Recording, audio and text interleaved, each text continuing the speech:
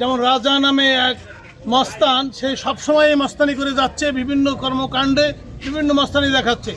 সেখানে বাকিতে সিগারেট চাওয়ায় না দেওয়ায় আমাদের সাধারণ ব্যবসায়ী সমীর চক্রবর্তীকে এবং তার দুই সন্তানকে কন্টেছি যে দিনে দুপুরে শুক্রবার দিন যে কোপাইছে, মানে মৃত্যুর শয্যায় কন্টেছে শহীদ ছিল।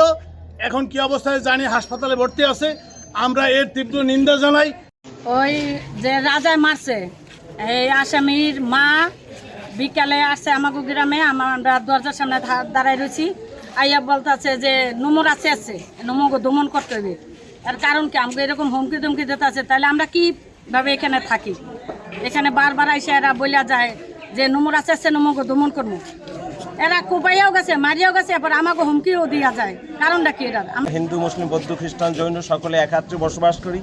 সেই বসবাস করাতে নতুন সরকারকে সে বিতর্কিত করার জন্য এই জঘন্যতম হামলা, এবং এই হামলায় মুসলিম সম্প্রদায়, মুসলিম কমিউনিটি যেভাবে এক হয়ে তার বিচার চাইছে।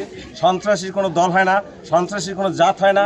সেইটা আজকের এই কচুয়াবাসী প্রমাণ দিল যে সন্ত্রাসী সেই জায়গাটা সবাই একাত্ম হয়েছে, এবং তাদের প্রতি আমরাও হিন্দু সম্প্রদায়ের পক্ষ থেকে তাদেরকে সাধুবাদ জানাই এবং পুলিশ প্রশাসনের কাছে দাবি করছি যেন এই সন্ত্রাসী কোনো আইনের ফাঁক ফোকর দিয়া বিচার না পাওয়া পর্যন্ত যেন বের হয়ে না আসতে পারে।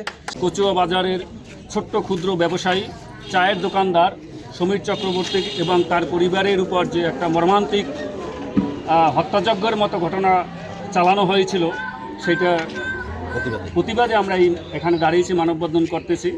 এখানে সমীর চক্রবর্তীকে বিভিন্ন সময়ে তার উপর আগে থেকেই একটা ক্ষোভ ছিল, তার কাছ থেকে সে আগেও অনেক টাকা পয়সা পাবে।